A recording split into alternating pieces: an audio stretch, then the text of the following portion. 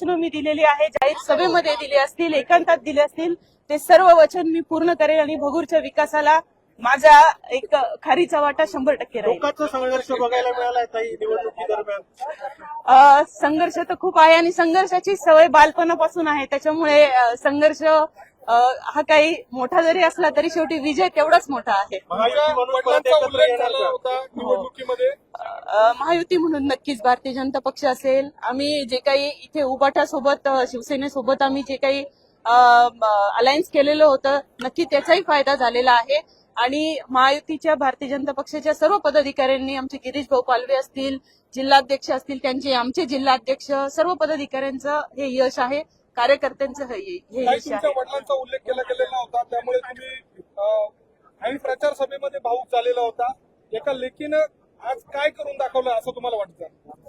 ते बघतायत मला वरतून, त्याच्यामुळे मी त्या बाबतीत जर बोलायला गेले तर जास्त अजून हे होईल, पण माझ्या वडिलांना ही श्रद्धांजली आहे.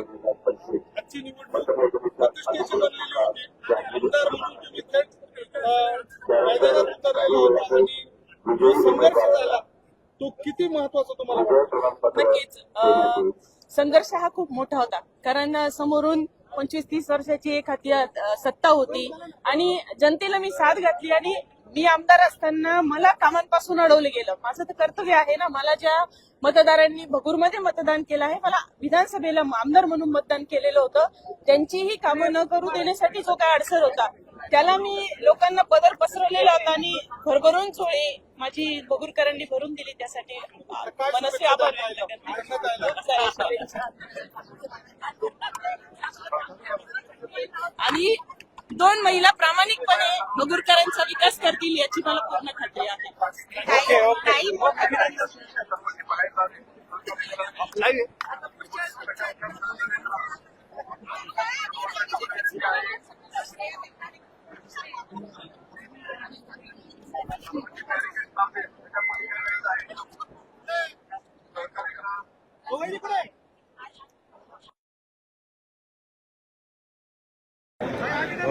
काय आहे तुमच्या राज्यात?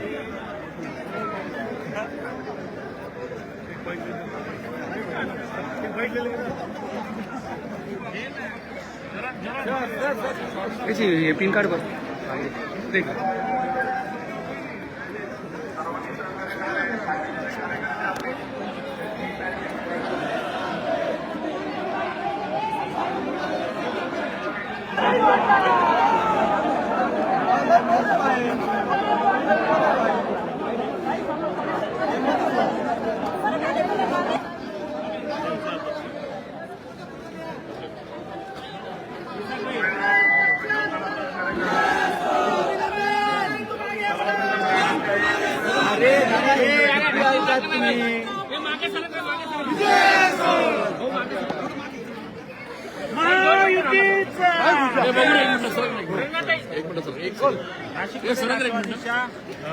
प्रेरणा बलकवडे यांनी दिली.